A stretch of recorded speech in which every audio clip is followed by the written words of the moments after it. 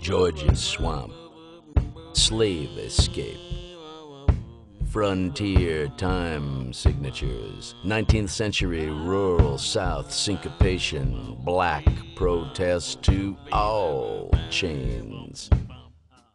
Hambone spoons, backup, buck and wing, chant in Cottonfield's secret code.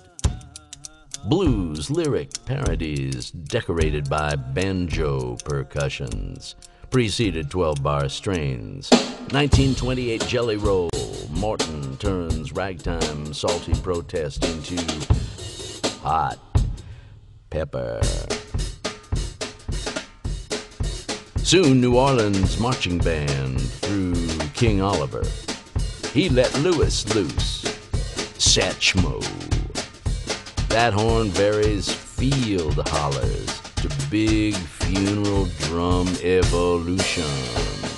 On vinyl, in Chicago, mostly blues on Wells, Halsted Street, Ben Armstrong and Bechet in New York. But you want to talk about this phase when drummers began sitting down to play, when drum sets were called traps. That was an assembling of bass drum, maybe with painted decals seen on the facing skin, usually lit up inside with a 10-watt bulb. Plus, there was a wooden-sided snare drum, offspring of the old parade drum and Indian tom-tom replica, with skins tightened by brass rim studs. But you want to talk about the way pioneer jazz drummers took origins of military percussion, and with that they scored heightened cadence, intensely syncopated rhythm and ragtime as a sort of transmogrified Marshall meter with Mardi Gras roots, sounding like a sprung shuffle, backbeat pulse, and makes you want to talk about the way the things come back in rock and roll jam, in studios, into afterbeats. Paradiddles, stabbing press rolls on snares and toms, and the things turn sideways into Jamaica with the island's jamming ska music, reggae beat.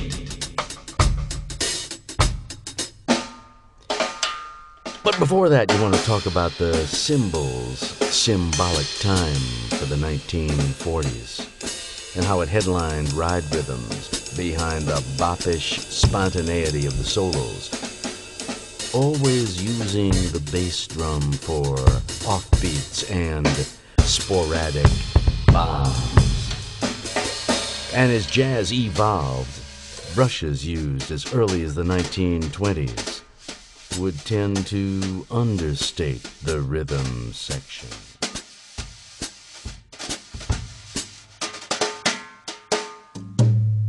During more or less blues ballad excursions articulated by sprays of steel wire, fastened to metal or rubber stems so they whispered and whapped on drum skins and across an array of cymbals goosenecked over the bass tub nearby. Sock cymbals, called hi-hats, open, close, mobilized by the drummer's left foot on an attached metal pedal. So, naturally, drummers began to evolve with drum-sounding changes by using tuning keys for diverse pitches, and how they lingered at the Zildjian factory in Quincy, Massachusetts. But you want to talk about old guard players, the stick and skin end of the battery, the timekeepers in the human race, the thumpers behind the Count of Basie, the Earl of Bostic, the Duke of Ellington, when he conducted A Drum is a Woman.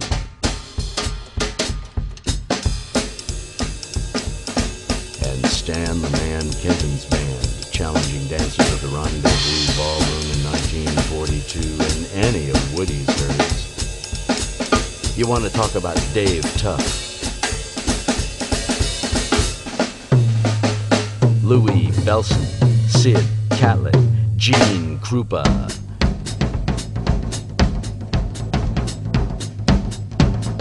Jake Hanna, Buddy Rich, Sonny Greer, Cozy Cole,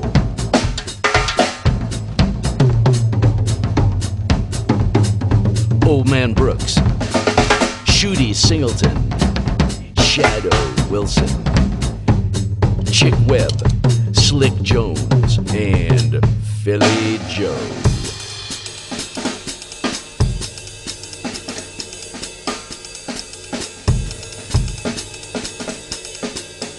All the way to the bebop cannons, Max Roach, Denzel Best, Art Blakey, Panama Francis, Elvin,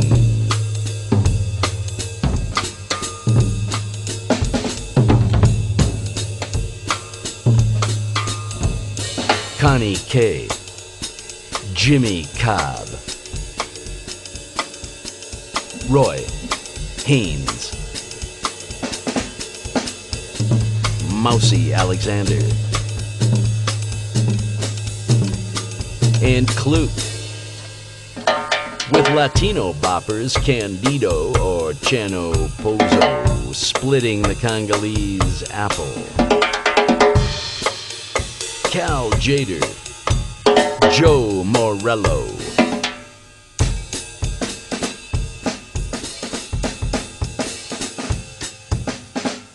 Chico Hamilton,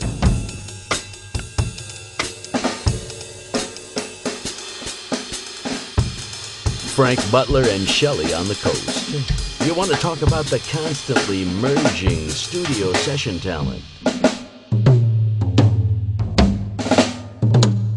O.C. Johnson,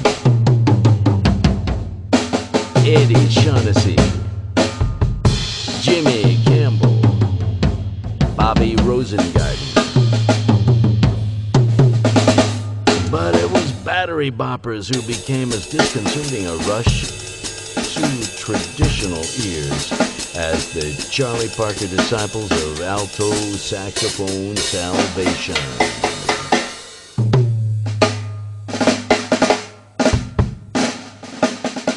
Or do you want to talk about how their snare skins got finer and tighter so they produced a high-pitched rasp?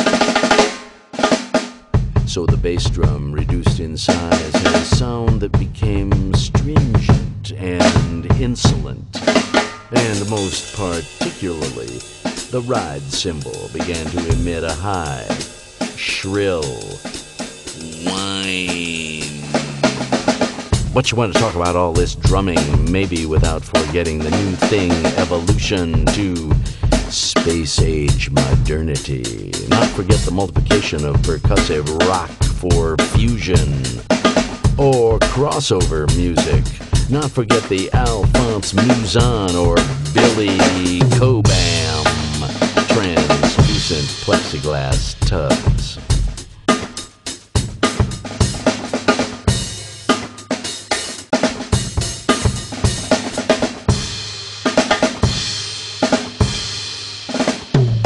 Or ganged together set assembled for the electric fever, which most incites these neoteric drummies towards amplified wars of sound, then inspire them to just plain playing time.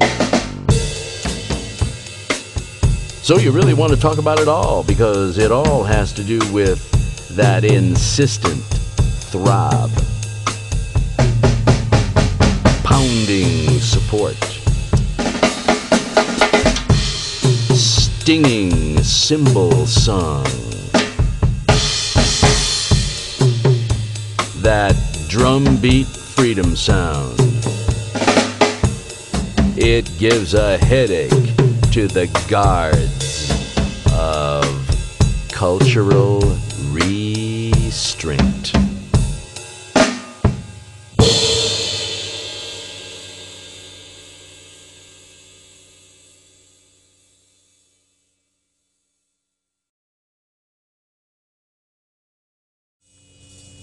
Yeah,